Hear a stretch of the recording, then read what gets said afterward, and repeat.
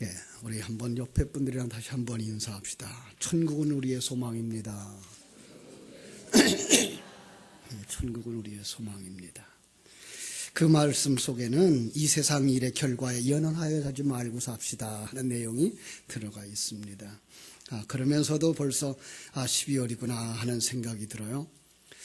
한 해를 또 돌이켜보면서 무엇을 하고 살았나 하게 되돌아보게 되고요. 그런데 12월 그러면 여러분은 무슨 생각이 나죠? 성탄절이 생각나죠. 그죠? 성탄절이 생각나요.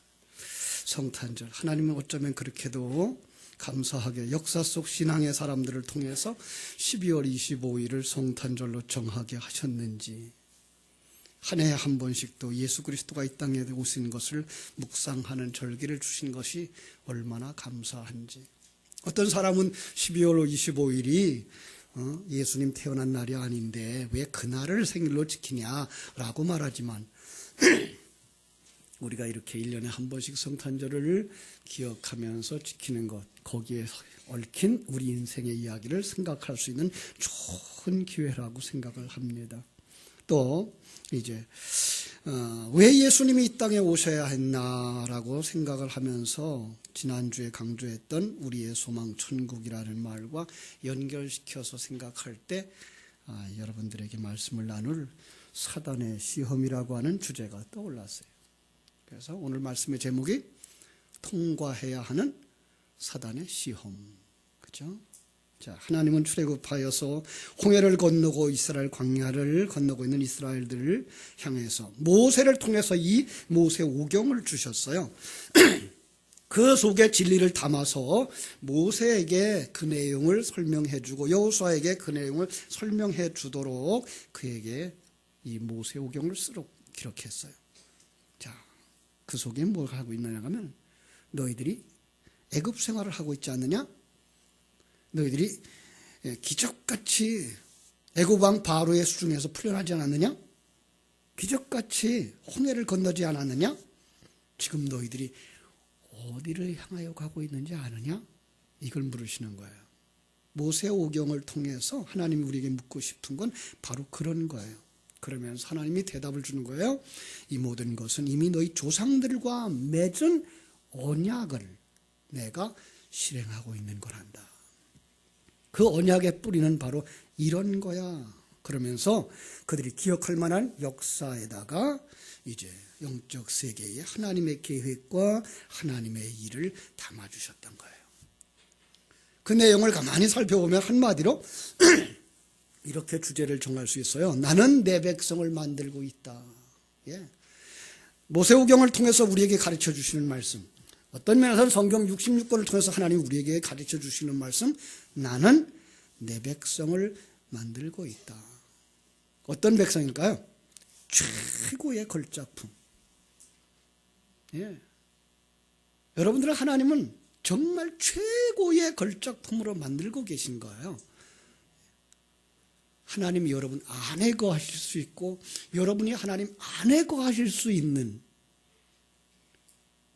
비록 하나님보다는 조금 못하지만 하나님의 형상대로 지어서 정말 하나님의 그 대리자의 역할을 감당할 만한 걸작품으로 만들려고 계시는 거예요. 그 설명을 이제 창세기 1장 2절에서 다 설명해 줬어요. 이게 내가 너희들을 만들려고 하는 걸작품의 모습이란다.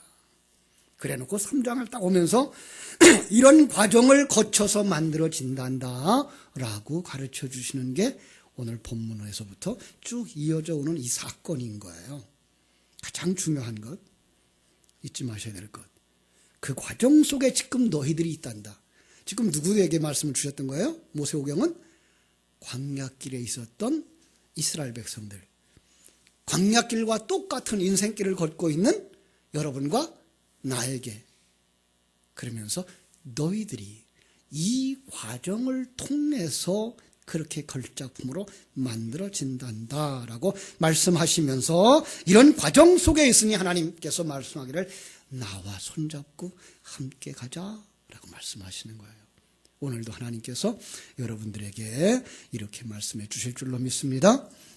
나와 함께 가자. 나와 함께 가자. 그죠? 내가 생명을 불어넣어 줄게. 내가 눈을 열어줄게. 함께 하고 있는 나, 너를 인도하고 있는 나, 너를 만드는 나를 믿고 함께 가자 라고 말씀하시는 거예요. 왜 그러죠? 이 길이 광야길이기 때문에 그래요. 다윗은 시편 23편에서 이걸 사망의 음침한 골짜기라 그래요. 여러분과 내가 살아가는 7, 80년의 세월이 이렇게 광야길과 똑같고 사망의 음침한 골짜기라는 거예요. 그러면서 그 속에서 나와 함께 가자라고 말하면서 묻는 거예요. 계속 가자라고, 결단하라고. 왜 결단하라 그럴까요? 그것은 네가 누군지를 확인하라는 거예요. 예. 너를 인도하시는 분이 누군지를 확인하라는 거예요. 너를 지금 어떻게 만들어 가고 있는지 확인하고 그 길을 따라가라는 거예요. 그걸 가슴에 새기도록 우리 하나님은 나와 함께 가자라고 재촉하시는 것을 들을 수가 있습니다. 사랑하는 여러분, 그때에 하나님께서 우리를 만들겠다고 말씀하시면서 딱 펼쳐놓은 그물이 있는데 그게 뭔가 하면 우리가 반드시 통과해야 하는 사단의 시험이라는 그물이에요. 자, 여기서 우리가 먼저 한번 정리하고 가야 될 게 있습니다. 사단은 하나님과 맞서 싸울 만한 그렇게 힘 있는 대적자가 아니라 하나님이 자기 백성들을 만드는 그 과정 속에 사용되는 도구일 뿐이다라는 거 여러분 마음속에 딱 믿고 있으셔야 돼요. 이거 놓치면 안 돼요. 예. 세상에 사람들이 만들어 놓은 영화가 하도 많아서 영화를 보다 보니까 하나님과 귀신이 마주 싸우다가 어쩌면 그냥 하나님 질 뻔하는 그런 상황들을 빚어지고 있는데 절대 그거 아니에요. 성경이 말하고 있는 내용 속에서 우리가 가만히 살펴보는 것, 시작부터 끝까지를 보면 그 사단은 하나님이 자기 백성을 만드는 도구로 사용하고 있다는 거 잊지 마시기를 바랍니다. 자, 그런데도 불구하고 이 시험에 떨어지면 사단과 똑같이 돼버리는 거예요. 사단의 속성을 가지고 마침내 사단이 받아야 되는 그 심판을 받고 사단과 같이 지옥에 떨어지고 마는 거예요. 그러나 이 시험을 통과하게 되면은 그 시험을 통해서 잘 훈련되어진 사람 되어서 천국에 들어가는 거예요. 여러분과 우리가 지금 다 시험장 앞에 있습니다. 자, 마치 검정고시와 같아요. 세상에 있는 입학시험들은 점수에 따라서 붙기도 하고 떨어지기도 해요. 그죠? 그런데 검정고시는 그냥 60점 되면 뭐예요? 통과예요. 안 해봐서 모르죠? 전 많이 들었어요. 우리 학생들을 가르칠 때도. 그러니까 60점만 넘으면 통과예요. 그런데 60점이 안 되면 다시 공부해야 되는 거예요. 그래, 자, 이제 3장 1절에 보면 그 시험 감독관이 출제자가 시험 문제를 가지고 들어옵니다. 여러분, 시험을 볼 때에 꼭 기억해야 되는 거, 이 시험 문제가 무엇을 요구하고 있는지를 알아야 답을 쓰죠. 그죠? 요즘 우리 이제 초등학생들, 중학생들이 가장 큰 문제가 뭔가 하면 문장을 이해하지 못해서 이 시험이 뭘 요구하는지 답을 못 찾는다는 거예요. 그냥 숫자로 39 곱하기 2는 얼마 이렇게 하면 얼른 답을 쓰는데 성경이 구약이 몇 권인지 그걸 2배 한다면 그게가 몇 자가 되지 이렇게 말하면 성경이 몇 권인지를 모르니까 그 다음에는 그걸 2를 곱한다는 것도 생각을 못하는 거예요. 답이 안 나온대요. 가장 문제는 지금 어린아이들이 너무나 어려서부터 이 영상문화에 익숙해져 가지고 그것 보고 얼른 답을 찾는 건 쉬운데 그거 스토리를 연결시키고 이해하고 하는 게 어렵다는 거예요. 오늘 성경도 마찬가지예요. 성경이 말하고 있는 것 글자 그대로 보면 얼른 답을 쓰겠는데 성경은 그 속에다 진리를 담아주셨기 때문에 그 진리를 보지 못하는 한 성경을 보고도 답을 찾지 못하는 거예요. 자, 하나님이 사단을 통해서 우리에게 출제한 그 시험 문제 뭘까요? 너는 하나님을 아느냐라는 거예요. 아주 간단해요. 그죠? 여러분, 그런데 이게 영적인 생명이 없는 사람, 영적인 관심이 없는 사람은 그거에 대한 대답을 찾지도 못하고 그거에 대한 생각도 해보질 않았기 때문에 답을 쓸 수가 없는 거예요. 이 문제에 대해서 과거에 제가 존경했던 어떤 목사님이 이런 말을 했어요. 얼마나 우리 불신자들이, 얼마나 이 땅의 인생들이 하나님을 생각하지 못하느냐 하면 지렁이가 매니큐어를 생각하지 못하는 정도다. 왜 지렁이는 매니큐어를 생각하지 못할까요? 지렁이, 아니 거꾸로 생각해보자. 매니큐어는 어디다 발라요? 그죠? 각질에다 발라요. 그런데 지렁이에 각질이 있다 없다? 없으니까. 저는 거기다가 이제 한술 더 떠서 풀만 먹고 사는 양이 삼겹살 고기의 맛을 생각도 못하는 거죠. 예. 왜? 풀만 먹고 살았던 인생들이니까 그는 풀이 어떤 게 좋고 나쁘고 어떤 게 독이 있는지만 알지 고기 맛을 전혀 모르는 그만큼 어려운 문제예요. 자, 그런데 그걸 덥석 받아 물면 어떻게 된다? 알지도 못하는 답을, 문제를 입에 물면 그게 낙방하는 거예요. 그게 바로 선악과를 따먹은 거예요. 그러니까 선악과는 인류 역사 속에서 다시 말하면 아담과 하와에게 있어서는 어떤 과일일 수 있어요. 그러나 출애굽한 이스라엘 백성들에게는 과일이 아니에요. 오늘 우리들에게는 어떤 과일이 아니에요. 그 선악과라고 하는 시험 문제 안에다가 내가 하나님을 아니라고 질문을 한 거예요. 자, 시험에 떨어졌어요. 호세아서에도 그렇게 말하죠. 무엇을 아는 지식이 없어서 떨어졌다고? 하나님을 아는 지식이 없으므로 떨어졌는데 그게 망했다 그래요. 그렇죠? 그런데 오늘 본문에 보니까 7절에 이렇게 말하고 있어요. 이에 그들의 눈이 밝아져 그들이 벗은 줄을 알고 무화과 나무 잎을 엮어 치마로 삼았더라. 성경 속에 눈이 밝아진다는 말을 두 가지 면에서 설명을 하고 있어요. 하나는 우리가 잘 아는 영의 눈이 밝아지는 것. 예. 하나님의 생명이 들어오면 영의 눈이 열려져요. 그래서 예수님이 기적을 베푸는 많은 과정 속에는 병든 자가 소경이 눈을 뜨는 그림이 많아요. 또 하나 눈이 밝아진 것, 이거는 세상의 눈이 밝아진 거예요. 그러니까 세상의 이치, 세상의 사상, 철학에 아주 익숙해진 사람, 이게 바로 눈이 열려진 거예요. 어떤 사람은 그렇게 말할 거예요. 난 그런 질문 안 받아봤는데요. 난 그런 시험 보지 않았는데요. 여러분이 이 땅에 태어나는 순간에 이 시험을 통과하지 못하고 불합격해서 사단의 속성을 가지고 이 땅에 태어났다는 이야기를 성경은 하고 있어요. 그래서 세상에 뭐라 그래요? 모든 사람이 죄를 범하였음에 하나님의 영광에 이르지 못한다 그래요. 한 사람도 예외가 없이 이 시간과 공간 세계에 태어난 모두는 이미 시험에 낙방한 자들이고 사단의 속성에 물들어진 자들이라는 거예요. 그 시험의 본질을 오늘 3장 2절에서 6절까지 쭉 이야기를 합니다. 뱀이 묻습니다. 시험 문제를 가지고 와서 야, 하나님이 이 동산 모든 나무 열매 먹지 말라고 하더냐? 아니, 그냥 다 먹어도 좋은데 선악과 나무는 먹지도 말고 만지지도 말래. 뱀이 여자에게 가까이 와서 귓속말을 하는 거예요. 아니야, 절대로 안 죽어. 그거 먹으면 너희가 하나님과 같이 판단을 할 수 있을까 봐 하나님이 못 먹게 한 거야. 거절함이 없이 그 소리를 들었습니다. 무섭습니다.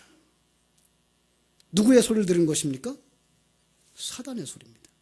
믿음은 어디서 온다고요? 들으면서. 그러니까 사단의 소리를 들었으면 어떤 믿음이 왔을까요? 사단에 대한 믿음이 생긴 거예요. 이미 사단에게 빠진 거예요. 그 눈을 가지고 선악과를 보니까 뭐예요? 정말 보암직도 하고 먹음직도 하고 지혜롭게 할 것처럼 보이는 거예요. 완전히 빠졌어요. 그래서 따먹었어요. 그리고 남편까지 끌어들였어요. 이게 죄예요. 여러분, 우리는 무슨 말을 듣습니까? 성경은 그렇게 얘기하죠. 무슨 말을 들었느냐, 무슨 말을 가졌느냐, 더 나아가서 무슨 말을 하느냐. 마치 갓 태어난 어린아이가 누구의 말을 들어요? 엄마의 말을 들어요. 그래서 엄마의 억양으로 엄마가 하는 나라 말을 해요. 네. 그럼 여러분들의 어머니가 얼마나 중요한 역할을 했는지 우리가 알 수 있어요. 유대인들은요, 그래서 남자가 유대인이고 여자가 이방인이면, 우리나라 같으면 남자가 김씨고 여자가 박씨면 아들은 박씨다 김씨다? 김씨예요. 근데 유대인들은 남자가 유대인이고 여자가 이방인이면 자식은 이방인이에요. 그럴 일은 없지만 여자가 유대인이고 남자가 이방인이면 놀랍게도 이 자식은 유대인의 반열에 세워줘요. 왜냐하면 그 어머니가 태중에다 아기를 낳고 뭐라 그랬다고요? 날 닮아라 날 닮아라 했대요. 그래서 어머니 뱃속에서부터 어머니의 신앙과 사상을 가져왔고, 그리고 태어나서부터 귀가 열려서 세상에 눈이 열려질 때까지 엄마의 말을 듣고 자랐기 때문에 여기서 나오는 게 2대째 3대째 믿는 사람의 자녀들이 복되다는 거예요. 어머니가 그 신앙을 가지고 자녀를 양육했기 때문에. 그런데 하와가 뱀의 말을 들은 거예요. 사단의 말을 들은 거예요. 여러분, 우리는 어떤 말을 듣고 살았을까요? 우리 자녀들은 어떤 말을 듣고 지금 자랐을까요? 여러분들은 어떤 말로 여러분의 자녀를 키웠을까요? 자녀들의 문제 남의 탓할 거 하나도 없어요. 이건 부모님들의 영향이 상당수를 차지하고 있어요. 그래서 교회 안에서 교사들이 그렇게 중요한 거예요. 구역장님들이 그렇게 중요한 거예요. 사역자로 일하는 전도사님들, 그리고 설교자가 그렇게 중요한 거예요. 어떤 설교를 하느냐, 그 성도들은 어떤 방향으로 가는 거예요. 우리는 어떤 말을 했을까요? 그 말로 심판을 받는다고 성경은 말합니다. 마태복음 12장 37절은 이렇게 말하고 있어요. 네 말로 의롭다함을 받고 네 말로 정죄함을 받으리라. 이 말씀을 하게 된 그 과정을 살펴보면 바리새인들과 다퉜어요. 그런데 바리새인들을 향해서 예수님이 이 독사의 자식들아, 너희는 악하니 너희가 어떻게 선한 말을 할 수 있느냐? 이는 마음에 가득한 것을 입으로 말함이니라. 그들 속에 뭐가 있다고요? 악한 말이 있다고요. 이 악한 말은 이놈 저놈 조속한 저주와 책망의 말을 의미하는 게 아니고 진리를 모르는 자들의 말인 거예요. 진리가 참이니까 진리를 모르면 거짓인 거예요. 이 거짓말, 악한 말은 하나님을 염두에 두지 아니하고 하나님의 일은 생각지 아니하고 사람의 일을 생각하는 거예요. 하나님의 존재에 대한 인식이 없어요. 하나님이 어떻게 일하시는지 관계없어요. 하나님이 어떤 계획을 가지고 어떻게 우리를 만들어 가시는지 관계가지 아니하고 지금 내가 있는 이 형편 속에서 조금 더 나아지면 좋다라는 생각이에요. 우리 자신들을 보면 돼요. 사람을 보면서 저 사람 잘났어, 저 사람 못났어, 이 사람은 이래서 성공한 거, 저 사람은 저래서 성공한 거, 선하고 잘하려고 못나고 성공과 실패를 내가 저울질하고 있으면 여러분은 선악과 먹은 사람이에요.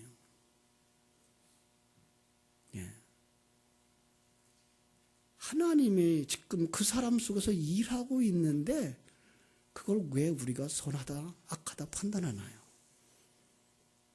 조금 기다려야 돼요. 더군다나 물론 바르게 가라고 가르치는 것하고요, 판단하는 것하고는 달라요.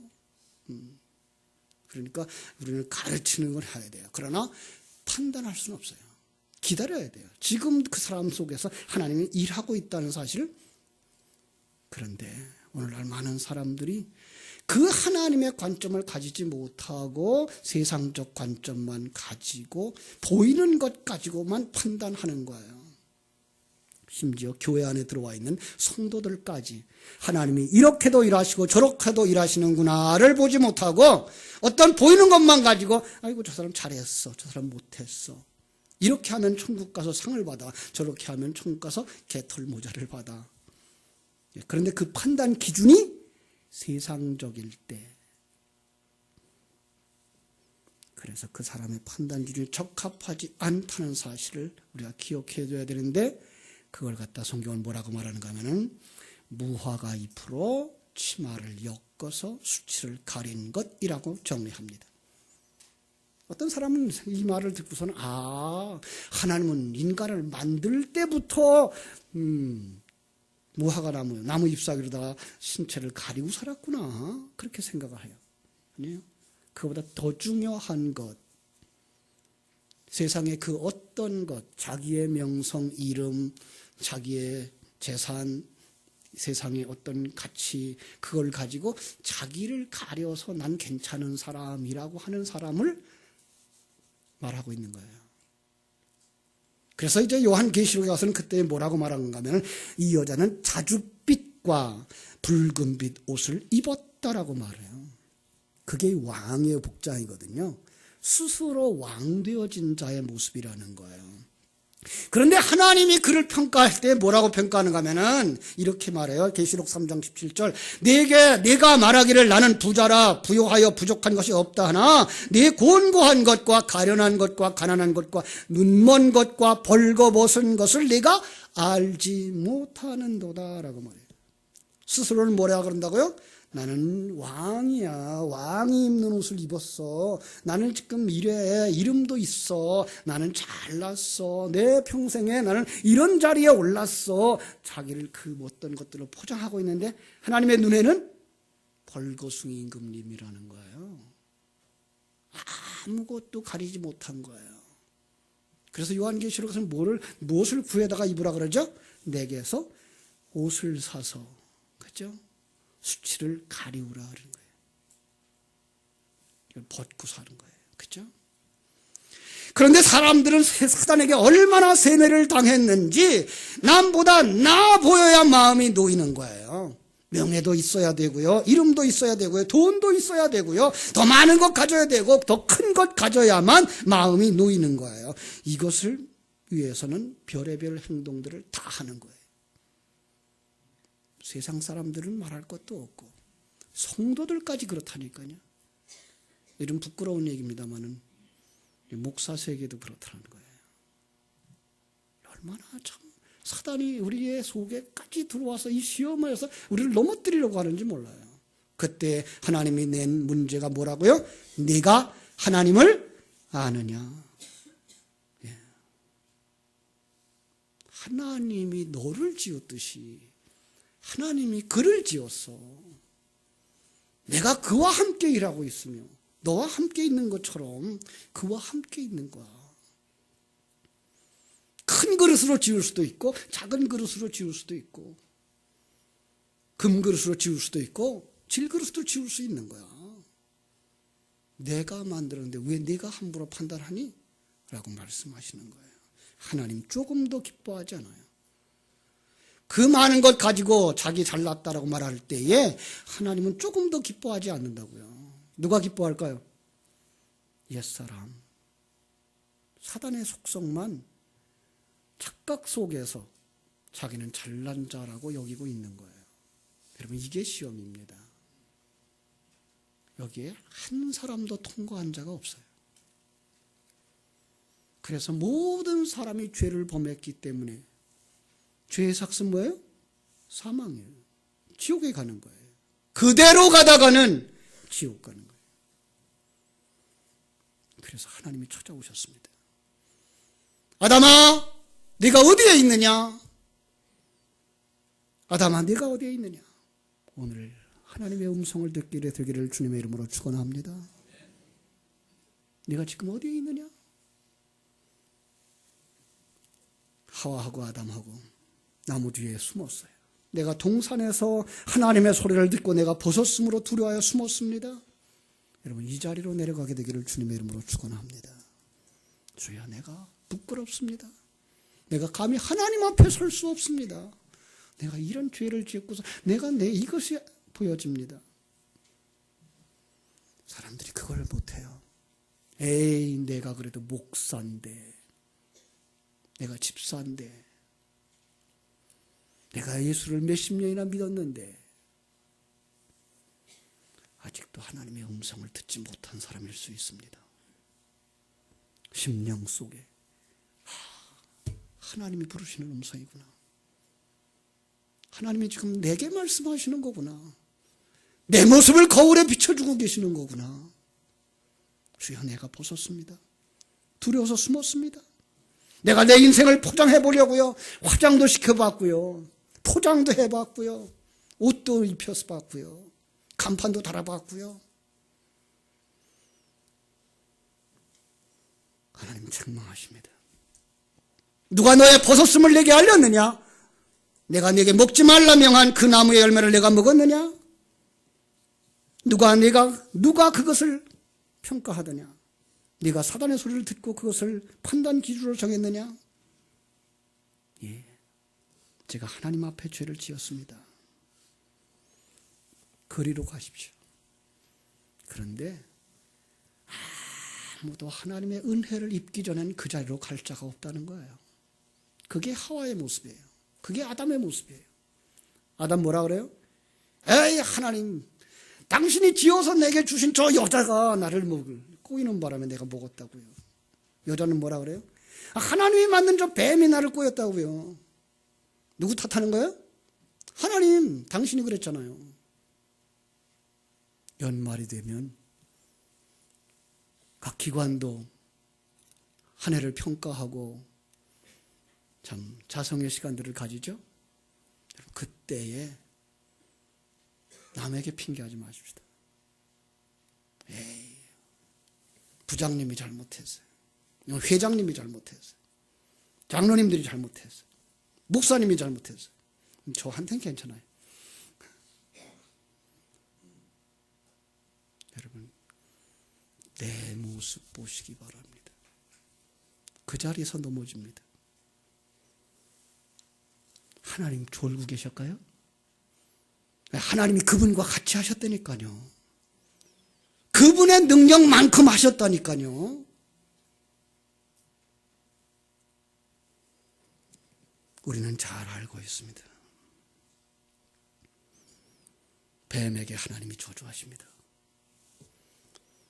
너는 종신토록 배로 기어다닐지니라. 흙을 먹어라. 여자에게 말합니다. 해산의 고통을 겪어라.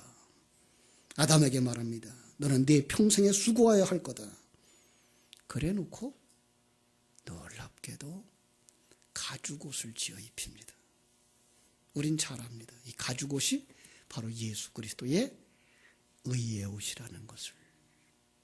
우리의 힘으로 해결할 수가 없는데 그 중에 하나님의 은혜를 입은 자들 위해 하나님께서 그리스도의 의를 덧입혀 주시는 줄로 믿습니다. 이 사람만 시험을 통과할 수 있습니다. 이 사람은 이때부터 자기를 연단하기 시작합니다. 그리스도의 의라고 하는 것, 우리가 옷 그러면 그냥 이런 생각해서 옷 갖다 입혀준 거 그런 것만 생각하는데 아니요. 하나님과 자기 사이에, 하나님과 예수 사이에 하나님이 예수에게 원하는 모든 걸 다 순종했기 때문에 그를 품고 있는, 그 예수가 품고 있는 우리가 하나님 앞에 갔는데 그 의 속에서 이제는 우리가 예수님처럼 자기를 십자가에 못 박고 자기를 부인하며 빈 그릇 되어질 때까지 나아가는 것, 이게 그리스도의 의를 입은 자들의 의인으로의 변화인 줄로 믿습니다. 그렇습니다.